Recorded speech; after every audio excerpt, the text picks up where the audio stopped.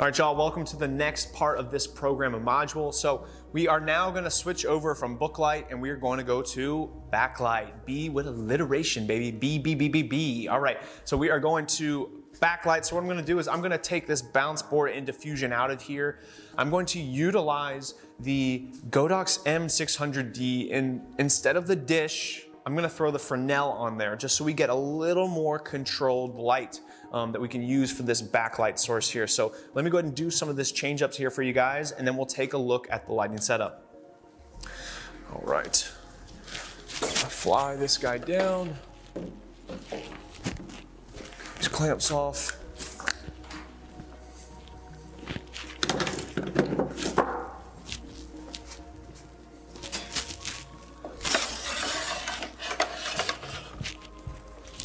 These as well.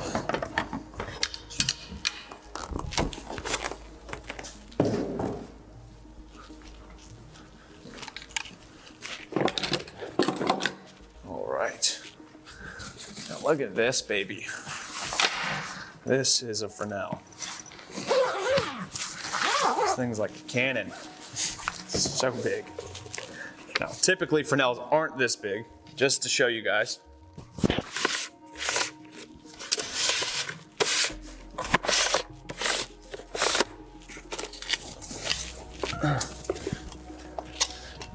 Fresnel comparison real quick for you. So this is my Fresnel for my main light Forza 200, and this is my Fresnel for my Godox M600D. So you can have very different sizes, but Fresnel really kind of acts in the same way no matter what Fresnel you're using. It just might be, again, a little bit bigger of a source. So when I'm turning this, what I'm doing is I'm controlling, when I am turning this, the difference we're gonna see, and I'll show you guys on top of the light as well, is this is controlling how much the light is flooded or spotted, which really, again, we're talking about spread, like how much of the light is spreading and shooting elsewhere. So I'm gonna go ahead and rig this up. Just make sure you guys are watching your eyes back home. Okay.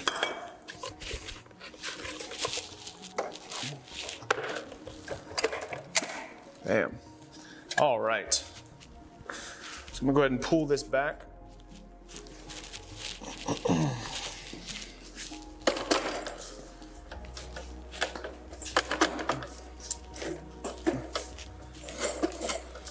So our B cam is probably gonna be blown out for most of this image here. But as you guys can see here, as I move this, we're seeing how much more is getting lit up. So even if I turn it more on our subject, on David here, as I control it, watch how much more it gets isolated and controlled. And so as you can see here right now, this is like a very hard source, right? We're getting really hard light. But it's also got a really good backlight setup here. This is a nice backlight, but it's still almost kind of like our side light. So I'm gonna push this a little bit more. I wanna check my B cam right now. I'm running live, guys, so this is often why I'm looking at the cameras with you guys. Again, trying to be really transparent, authentic, and real. I'm doing these lighting setups in real time for you guys here. And so let's make adjustments. This is blocking out our B cam look, and it's way too similar to the side light look I just showed you guys. So we're gonna try and push this back a little bit further. But again, these are where you have to deal with different limitations you might have. So limitations within this space are, well, the space, right? So there's only so much room I can take and push back. Additionally, being aware, I've got my B cam right here. So I'm gonna move these C-stands and try and hide it in the corner here. I know my line of sight in A cam is cutting off right about here. And I know B cam is cutting off kind of around the wires and the ladder. So I'm gonna try and sneak it back in the corner. And so we can avoid it being seen and we can get this backlight look. So clear these out of here really quick.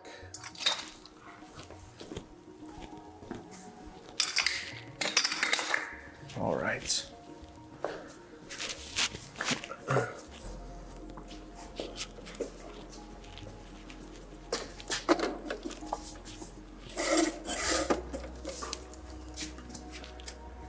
Fly it up.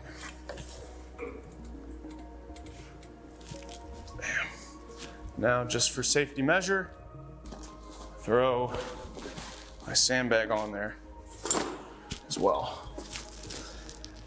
And turn this the proper way. Safety first. All right, let's take another look. All right, so as you can tell, most commonly what you're gonna get when you do backlight is a silhouette. So as you can see, we've got a really strong silhouette right now. We've got really nice, strong rim light. However, I can tell you right now, we're a little too hot. I'm gonna go ahead and just show you really quick. Dave, you can look forward for me. Okay, as you can see, actually, we're okay. We're in the warning sign. So it's not necessarily ideal. I'm still gonna pull it back a little bit, but I can look here and see now knowing, see, me personally, I would think this is too hot. This looks really bright. I feel like I would lose that highlight. But now knowing and utilizing false color, I know I'm not, guys. So again, this is the super big benefit of false color is you don't have to rely on your eyes. You can rely on the technology. And that's super, super beneficial, especially when we get into color here later in this course. Because color can be super confusing. Color can be super hard. If you're not utilizing false color, it's really hard to know if your subject is lit well enough. So again, just turning that down ever so slightly. We're at about 20% now with our backlight. And the big issue you're gonna run into when you go heavy with the backlight, of course, is the silhouette look. Now, sometimes that can be intentional. It can be used for a time and place. Again, if you're looking for something super dramatic, we've got a really good drama scene here, super hard light. And I like the hard light. I'm gonna keep that as is. If I'm going with backlight, I'm typically having that as hard light source. I'm not going for a soft light source with the backlight because the only time I'm really using a soft backlight, if you will, is to be a hair light or a kicker. And even then, you know, I don't necessarily want it like soft. I still want to be able to have enough that really creates that edge, that rim line. But what I'm going to do now is I'm going to utilize one of these tube lights here. And again, as we talked about, we're going to use some fill. However, this is where things get interesting. So I have been talking constantly about fill and putting fill at about 30 degrees or 180 degrees to the side of my subject. And again, if our key light source is on the left-hand side or camera right, well then I'm always gonna have my fill on the opposite side. Your fill is never gonna be on the same side as your key light. Never, never gonna happen. Or if you choose to do that, you're making a mistake. So we've got our fill light on the opposite side, but again here, I'm not putting it directly on the side. Now why is that? That is because I'm going with a backlight look here.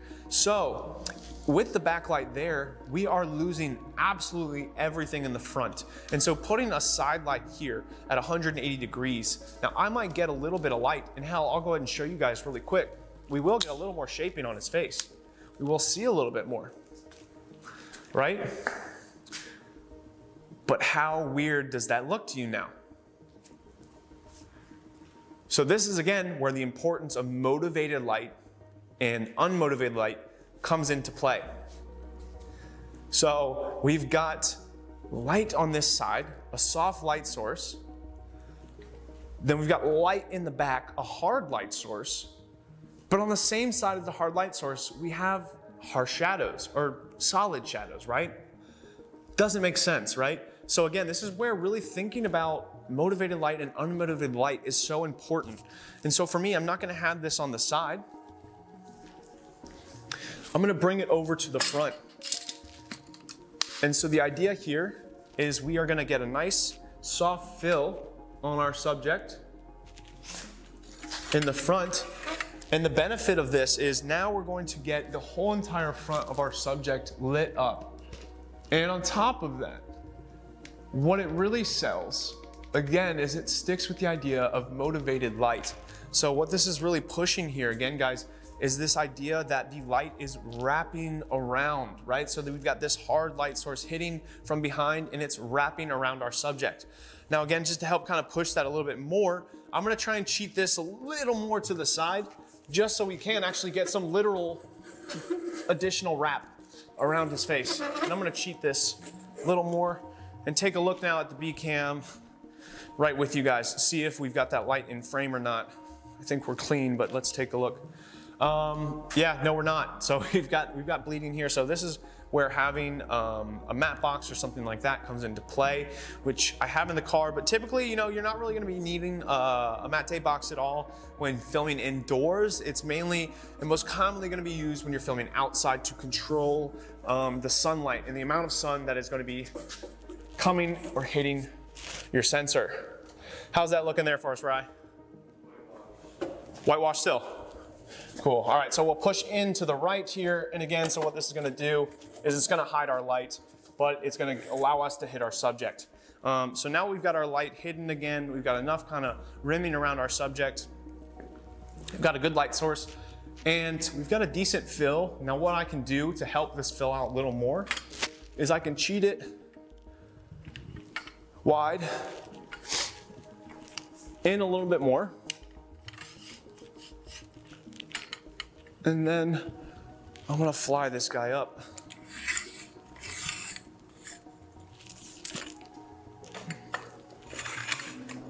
In our frame here, still clear frame, right there. Bam. And so now as you see, well, our lighting setup makes a lot more sense, doesn't it? We've got our motivated light bouncing, shooting here from the back.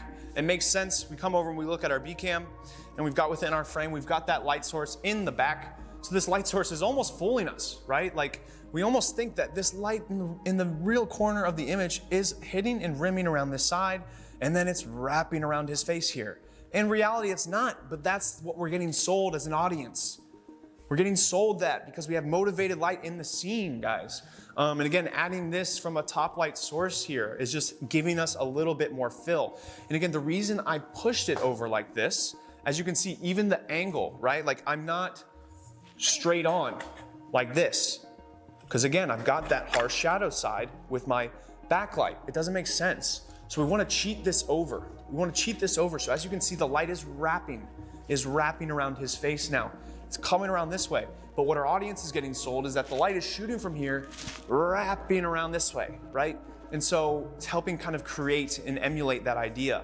Again, backlight is a fantastic setup to do. It's super dramatic. It's an amazing image. I most commonly am using backlight outdoors. Anytime I'm outside and I'm shooting with the sun, the immediate and first thing I do is I put the subject in front of the sun. This is, again, one of the huge benefits of dynamic range. One of the other aspects we will talk about of the many camera components that are important to pay attention to. But dynamic range, essentially, you know, it's giving you the more dynamic range, the more information you have and you get from the image, and you're able to utilize, save, recover, alter, right? And so when we have a lot more dynamic range, we are able to deal and battle the sun a lot better. Additionally, having thin glass helps with that as well. And all of that we'll get into later in this program.